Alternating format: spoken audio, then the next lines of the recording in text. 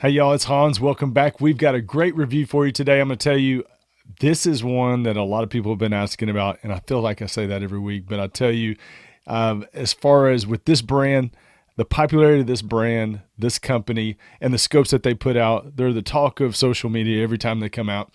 The goal of this review is for y'all to see more thermal videos than you see my face. So with that being said, we're going to get right into it very soon.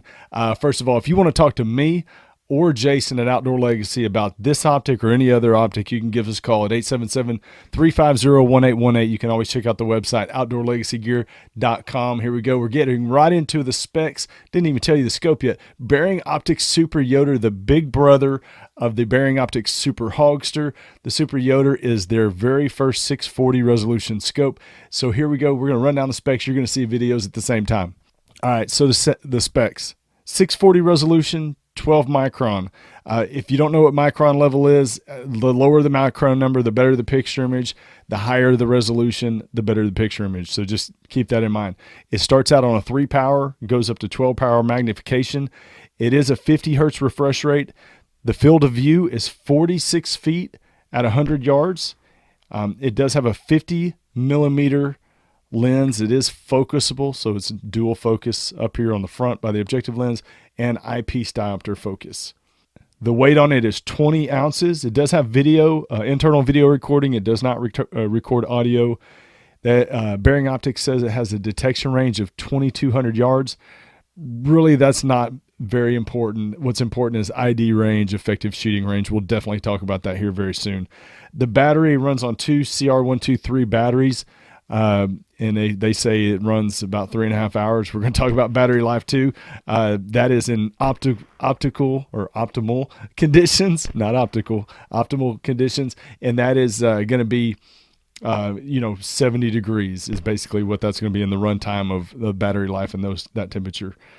It does come with a locking LaRue tactical mount, quick release mount. So that's an upgrade from the Super Hogster. It does also have a 4-year warranty, which is above the industry average. So 4-year warranty. The price on it, $4,595. Great price, I think, for a 640 resolution scope.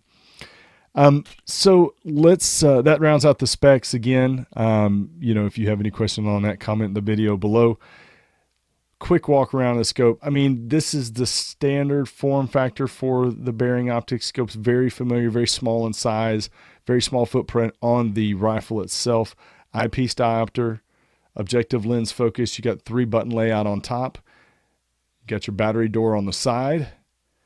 Your LaRue tactical mount, locking quick release mount, which is a big upgrade, like we talked about.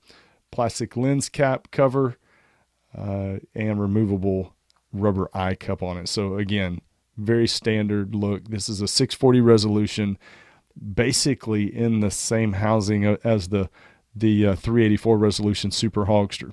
So let's talk about the pros of this scope. Let's talk about the things that would change, maybe the cons, or what we'd like to see change. Talk about the overall, who it might be good for, overall thoughts, and then we'll round it out. But so the pros of this scope, great picture image on this. Obviously, it's a 640 resolution scope, 12 micron. You expect it to have good picture image, and it does. It just like so many people like the Super Hogsters and how great and popular they are and how great they perform. I mean, us at Outdoor Legacy, we sell a lot of Super Hogsters. I mean, it seems like there's a couple a day being sold, and that's a lot if you add it up. But these 640 resolution, definitely a big step up from the Super Hogster. So great picture image.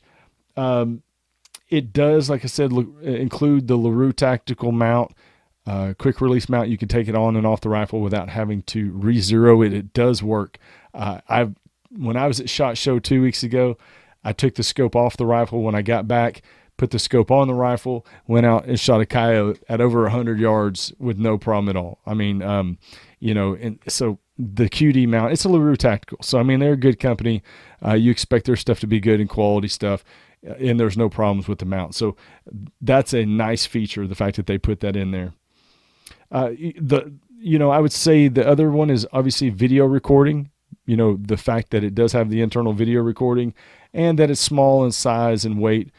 So you can, if you want to, take it off, use it as a monocular, put it back on the rifle. That's not ideal, but in some cases, you can make it work. Right now, if you have the budget for one optic, which a lot of people and most people do, being able to use it as a monocular and a scope is definitely possible.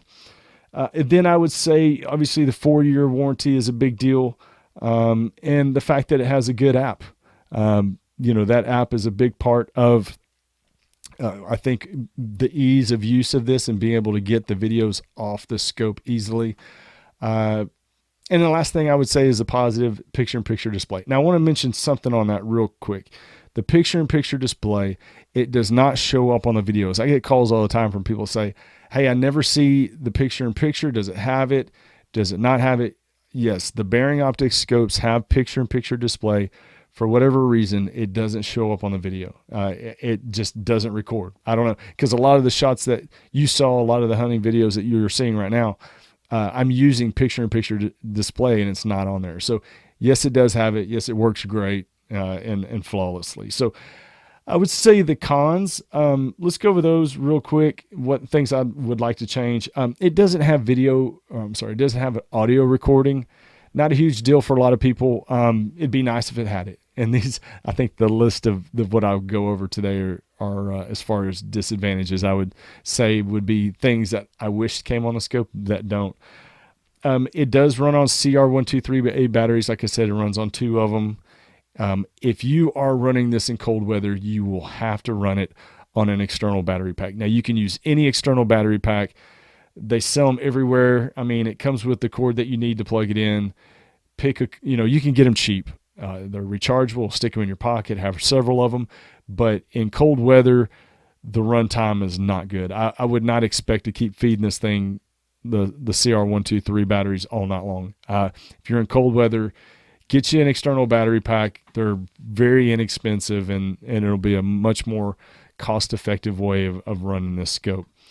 I would say, other than that, the icon menus at times are, for somebody, if you turn this scope on for the first time, you may not understand what the menu icons mean. So, you might take some getting used to. Again, not a big deal. Read the instructions. If you buy from us, call us. We'll help you out. It's not a big deal. Once you learn it, it's you'll be able to do it, in the dark, just like hunting in the dark. But being able to sight it in, I mean, you won't have a problem once you learn what the icons mean. So that rounds out the disadvantages. We're going to move right on to who I think it's good for. Obviously, it's a 3-power scope.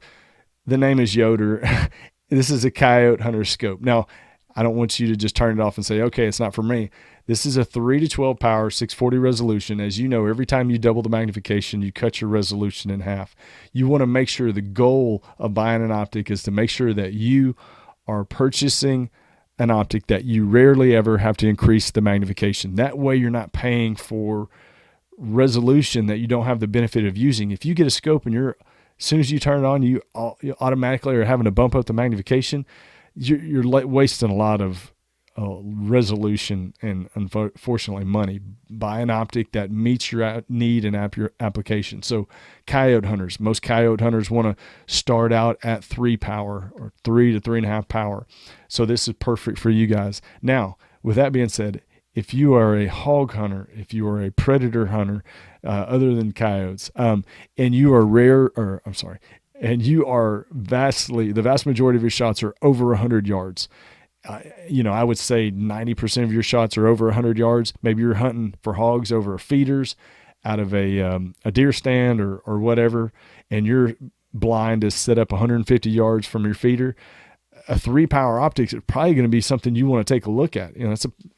That's not an easy shot at night with a thermal. A 200-yard shot at night with a thermal is not a layup shot like it is sometimes with a daytime scope. So keep that in mind. If you're regularly taking shots over 100 yards, whether it's hogs or coyotes, you definitely want to probably take a good look at this scope. And then call us if you have questions, because there's a lot of other optics too that people have questions about.